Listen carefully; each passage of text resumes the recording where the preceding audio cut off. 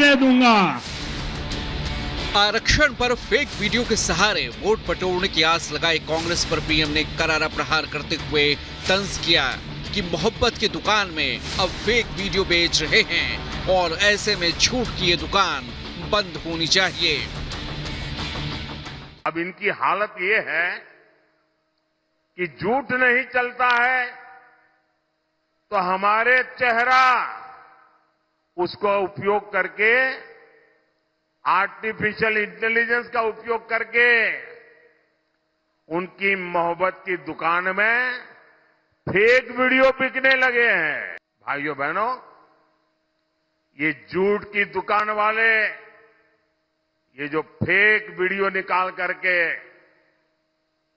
तालियां बजा रहे हैं, ये इनकी दुकानें बंद होनी चाहिए। आरक्षण, मुस्लिम तुष्टीकरण के अलावा संविधान का मुद्दा भी तीसरे चरण में जोरों पर है। राहुल चुनाव प्रचार में नामांकन के दौरान प्रत्याशियों को संविधान के प्रति साथ लेकर चलने की नसीहत दे रहे हैं, तो वहीं पीएम मोदी ने बिना नाम लिए उन्हें कड़ी फटकार भी लगाई है। आरक्षण दलितों, आदिवासी, ओबीसी के लिए होगा, औरों के लिए नहीं होगा। लेकिन आज ये शाहजादे और उनकी चौकड़ी बाबा साहब आंबेडकर की पीठ में छुरा भोंक रही है। चुनाव प्रचार के दौरान भय और भ्रम की राजनीति पर भी पीएम ने प्रहार किया है और कांग्रेस के चुनाव चिन्ह पंजे के 5 एजेंडे भी सामने रखे हैं। आरक्षण दलितों, आदिवासी, ओबीसी के लिए होगा, औरों के लिए नहीं होगा। लेकिन आज ये शाहजादे और उनकी चौकड़ी बाबा साहब आंबेडकर की पीठ में छुरा भोंक रही है, भारत के संविधान को रफा दफा कर रही है। जाहिर है पीएम मोदी चुन चुनकर हर उस हमले का जवाब दे रहे हैं जिनके आरोप विपक्ष लगा रहा है। विपक्ष के प्रोपेगेंडा पर करारा सियासी पलटवार लगातार कर रहे हैं पीएम मोदी। अब गेंद जनता के पाले में है।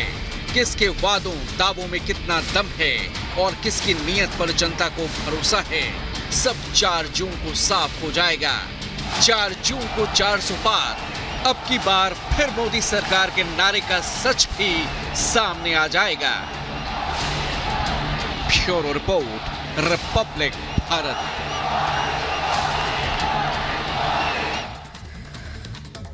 तो तीसरे चरण के लिए 2 दिन में 6 रैलियां करने वाले हैं पीएम नरेंद्र मोदी। गुजरात में एक बार फिर से मोदी मोदी की गूंज सुनाई देने वाली है, जहां 2 दिनों के दौरे पर रहेंगे पीएम नरेंद्र मोदी और एक बार फिर से विपक्ष पर प्रहार करते हुए सुनाई देंगे। आज डीसा, हिम्मतनगर में जहां रैली करेंगे पीएम नरेंद्र मोदी, कल 4 जगहों पर मेगा प्रचार करेंगे, जिनमें से आनंद, सुरेंद्रनगर, जूनागढ़ और जामनगर शामिल है। इसके अलावा छत्तीसगढ़, कर्नाटक, तेलंगाना में भी पीएम नरेंद्र मोदी गरजते हुए सुनाई देंगे। सुबह 11:30 बजे कोरबा में रैली करने वाले हैं।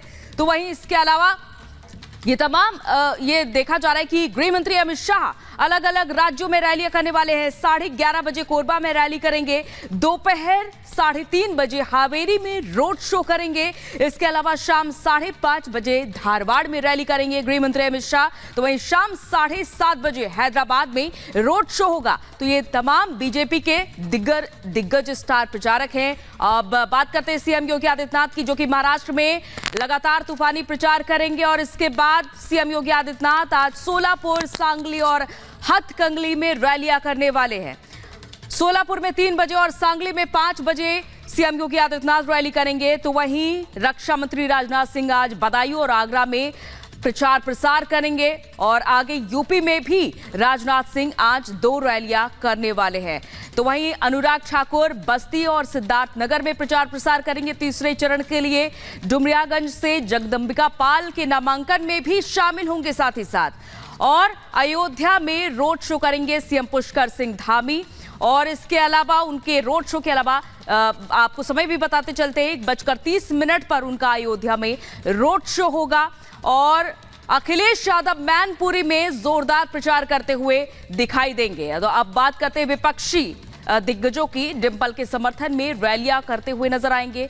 और वहीं ब्रजेश पाठक फतेहपुर, सिद्धार्थनगर का दौरा करने वाले हैं और इसके अलावा साध्वी निरंजन ज्योति का प्रचार प्रसार करेंगे। और अब फिलहाल एक बड़ी खबर आ रही है, बड़ी खबर के लिए अनूप करो कर लेते हैं। यार बात करते हैं पहले और दूसरे चरण के बाद अब तीसरे चरण की बारी, और अब एक बार फिर पूरा जोर शोर जो है तीसरे चरण की ओर लग रहा है। पश्चिम बंगाल की बात करते हैं तो बीजेपी ने पूरा जोर लगा दिया है। कल अमित शाह के साथ साथ यहां यूपी के सीएम योगी आदित्यनाथ ने भी जोरदार निशाना साधा विपक्ष पर, कहा एक बार फिर मोदी सरकार जो 400 पार के बार जाएगी। रिपोर्ट आपको दिखाते हैं।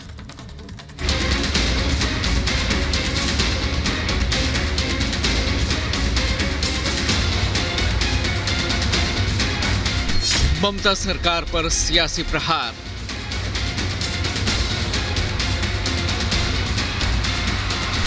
जंग जोरदार, जारी वार पलटवार।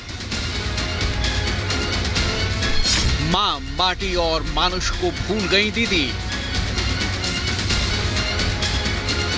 4 जून को 400 पार के आंकड़े को सच करने के लिए बीजेपी को उन राज्यों में बेहतरीन प्रदर्शन करना होगा जहां फिलहाल उसकी सरकार नहीं है।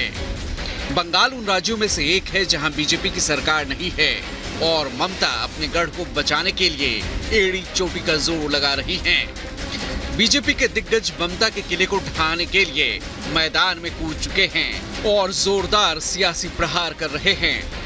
कल वर्धमान जिले के मेमारी में ममता सरकार पर गृहमंत्री शाह ने करारा प्रहार किया और कहा कि चुनाव में टीएमसी की हार तय है। शाह ने दीदी पर जबरदस्त तंज करते हुए कहा कि घुसपैठिए वोट बैंक कहीं नाराज ना हो जाएं, इसलिए ममता दीदी राम मंदिर प्राण प्रतिष्ठा कार्यक्रम में शामिल नहीं हुई। और जब राम मंदिर बना उनको निमंत्रण भेजा गया, ममता दीदी को भी दिया, भतीजे को भी दिया, मगर वहां नहीं गए। क्यों नहीं गए मालूम है वर्धमान वालों? क्यों नहीं गए? ये वो घुसपैठियों से डरते हैं, इसलिए रामलल्ला के प्राण प्रतिष्ठा में नहीं गए। कि भारतीय जनता पार्टी का कार्यकर्ता डरने वालों में से नहीं है। ममता दीदी जितना संतरास करना हो वो कर लो, आपका और भतीजे का विदाई अब सुनिश्चित है। ममता सरकार के मुस्लिम तुष्टीकरण पर गृहमंत्री शाह ने करारा प्रहार करते हुए कहा कि दीदी मां, माटी और मानुष का नारा देकर सत्ता में आई, लेकिन सत्ता मिलते ही सरकार मुल्लाओं, माफियाओं और मदरसों की बन गई। ममता दीदी मां, माटी और मानुष की बात कर आई थी और सरकार बन गई मुल्लाओं की, मदरसों की और माफियाओं की सरकार बन। मां, माटी, मानुष की सरकार अगर वापिस लाना है